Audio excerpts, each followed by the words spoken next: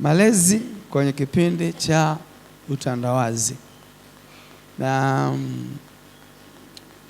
kuna mambo mawili hapa ya msingi. Malezi alafu nyakati tulizo nazo. Nyakati ambazo TV inaweza kusaidia kulea mtoto. Nyakati ambazo simu za touch zinaweza kusaidia kulea mtoto.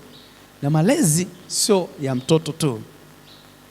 Mchungaji ni mlezi wa sharika. Wakati ambapo mimi nakulea kwa mfumo huu, ukiingia kwenye TV hapo unalelewa kwa mfumo mwingine. Unawasikiliza na watumishi wengine wa Mungu. Kwa unakuwa corrupted. Huna malezi, huwezi kuwa na tabia yangu, huwezi kuwa na tabia kwa sababu yasema alivyo kuhani ndivyo alivyo na watu wake. Kwa huwezi kuwa na tabia mchungaji wako, wala huwezi kuwa na tabia yule kwa sababu umechanganya. The same na mtoto. Asa kwa kulea sio kulea mtoto tu.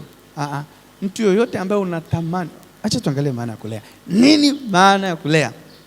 Neno kulea linatoka neno la Kiebrania, neno ektrofo. Ektrofo ni muunganiko wa maneno mawili. Neno la kwanza ni ek, ambao tafsiri yake ni kutoka nje ama kufikisha. Hallelujah. Kulea, malezi kwa Kigiriki ni ektrofo. Tafsiri yake hapa ni muunganiko wa maneno mawili. Neno la kwanza ni ek, ambalo ni kutoka nje ama kufikisha. Kwa hiyo tunapozungumzia kwa habari ya malezi, tunamaanisha ni kumtoa mtu nje ya mfumo fulani wa maisha na kumfikisha kwenye aina fulani ya maisha ambayo ulikusudia. Hallelujah. Hapo nyumbani kwenu, hapo kwenye ukoo wenu, watu ni walevi, watu ni wapagani, hawaendi kanisani, watu wanaoa wake wengi, watu hawajasoma. Alafu wewe unataka kumtoa mtu mmoja, mtoto wako, kaka yako, dada yako, ndugu yako, unataka kumtoa nje ya ule mfumo, ulevi, ndoa za wake wengi, kuachika, magonjwa ya kansa na pressure na sukari, kutukana ovyo, kutokwenda kanisa. Unataka kumtoa hapo, afu unataka kumfikisha madhabahuni amtumikie Mungu kama mimi.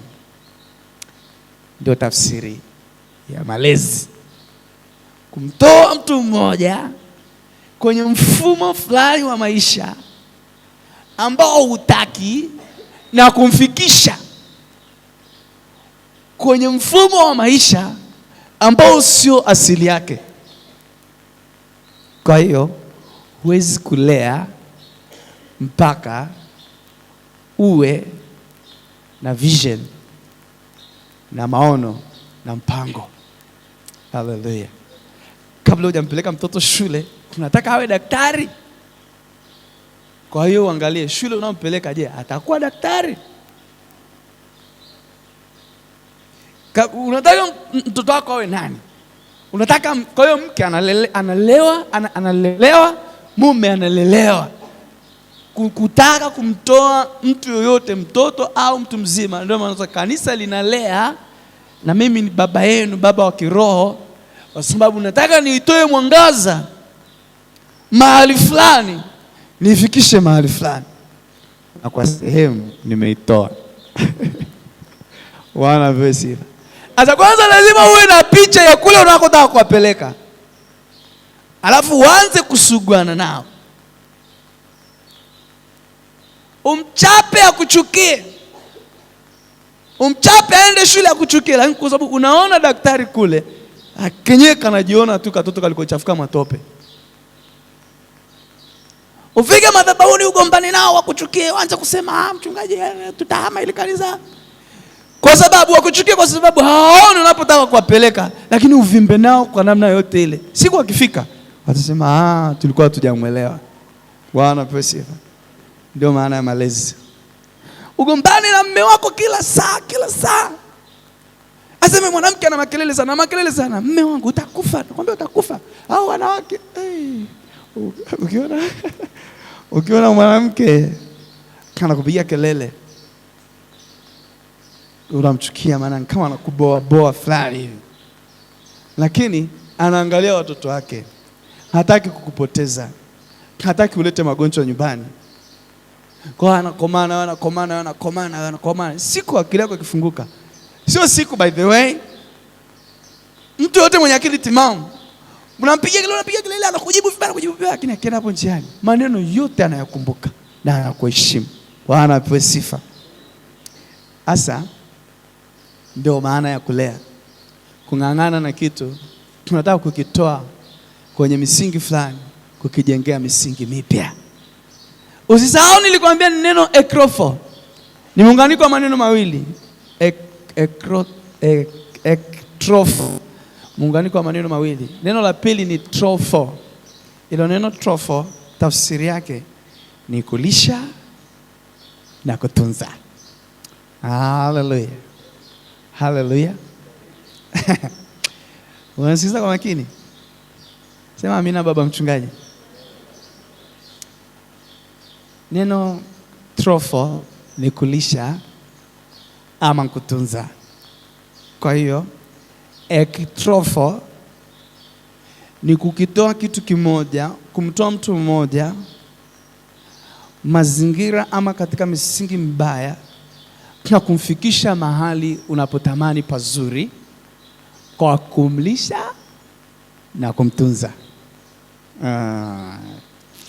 Kiongozi unanielewa, lakini nimekaa pose fulani hivi, lakini unaelewa. Kwa hiyo ukisema kulea, mambo mawili ya muhimu lazima yatimie. Tunaposema kulea, mambo mawili muhimu lazima yatimie. Kumtoa mtu sehemu moja mbaya, jambo la kwanza, na kumfikisha sehemu moja nzuri, jambo la pili. Na ili kufanikisha mambo mawili, panatakiwa pia mambo mawili muhimu yatumike: kumlisha na kumtunza. Sasa kumlisha huku kuna kumlisha kibiolojia, chakula, msosi, na kuna kumlisha maneno. Hallelujah. Afu kuna kumlisha fimbo. Afu kuna kumlisha adhabu. Yote hiyo ni chakula. Yote hiyo ni chakula ya mtoto. Na mtoto sio aliyevaa nepi. Sema baby. Baby.